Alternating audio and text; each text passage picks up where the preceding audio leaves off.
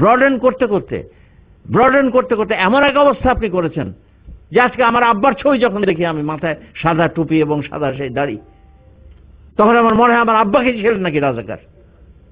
কারণ ডেফিনেশন এবং নাটকে সবকিছুতে এমন ভাবে করছেন, নাটকের মধ্যে সবচেয়ে খারাপ যে বদমাইশ, যে রেপিস্ট চেয়ারম্যান, ওইটার মাথায় টুপি, এখানে কালো দাগ, তার সাদা দাড়ি। এই কোন খেলা? এই খেলা তো সেই 46-47 দেখেছি, তার জন্যই তো আলাদা হয়েছিল।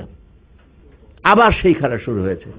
আর এই খেলার প্রতি আপনাদের আমার করজোড়ে একটি কথা, যে আমাদের প্রত্যেকের বাড়িতে আমাদের সন্তান আছে, আমাদেরও ছেলে মেয়ে আছে, আপনি তাদের উদ্বুদ্ধ করেন। এইভাবে পারবেন না আপনি।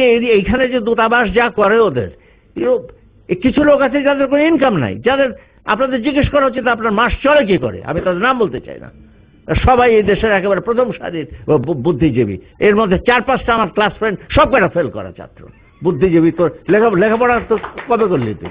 তুই তো লেখাপড়া করলি, আমার নোট দিয়ে তাও ফেল করলি। তো তোর এখন হয়ে গেছে তাদের বুদ্ধিজীবীর সারি টাকার প্রথম আসরে তাদের নাম। আমি অ্যাবসলিউটলি শকড। তো এই সব জিনিস মনে রেখে হয় আমরা আমাদের বিশ্বাসকে, আমাদের উপলব্ধিকে জীবনে স্থান দেব।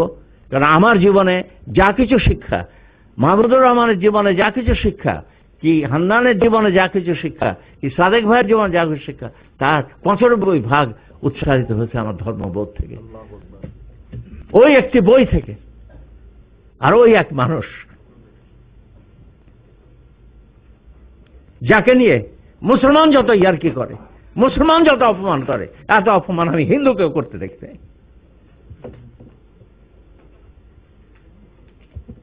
যেভাবে তার নাম নেয়, যে অশ্রদ্ধার সাথে তার নাম নেওয়া হয় এই বাংলাদেশে, ধর্মান্তরিত হয়তো কোনো অসুবিধা নেই।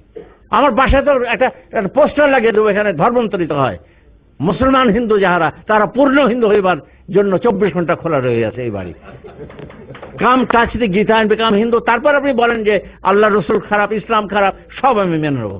কিন্তু আপনি মুসলমান নাম ধারণ করে এটা যদি বলেন, আমি প্রতিবাদ করতে উঠে দাঁড়াবো। তারপরও আপনি যদি বলেন, আমি আপনাকে গলার টুটি চেপে ধরবো, তাতে আপনি আমাকে হয় মারবেন, তাহলে আমি আপনাকে মারবো। জীবনে এই একটা পজিশন এসছে জীবনে। আজকে টেরোরিজমের ডেফিনেশন দিয়ে আমাদের জন্য কবরের মধ্যে ঢুকিয়ে ফেলা হচ্ছে। আজকে নামাজ পড়তে আমার এক বন্ধুকে, যে 5 ওয়াক্ত সালাত পড়ে এই 7 নম্বর রোডে ধানমন্ডিতে, সারা জীবন মাথায় টুপি দিয়ে ওর সাথে দেখা হয় রাস্তায় আমার, সেদিকে টুপি পকেটে নিয়ে যায়, টুপি পকেটে নিয়ে যায়, লজ্জা লাগে। আমাকে ক্ষমা করবেন for the little outburst I had. I thank you for all the tolerance. Please forgive me if I have hurt anyone's sentiment. But I am excited probably because I am in very poor health. My diabetic level is 20 and my lower blood pressure is 125 all the time. So I get angry. I have a feeling I will not live very long. But I would not like to be buried in a country যেখানে আজানের আওয়াজ পাওয়া যায় না। Don't bury me, burn me. আছে গঙ্গার ধারে, এখানে আমাকে চিতায় জ্বালাবেন আপনারা। যদি সেই দিন এই দেশের মসজিদে আজান ধ্বনিত না হয়,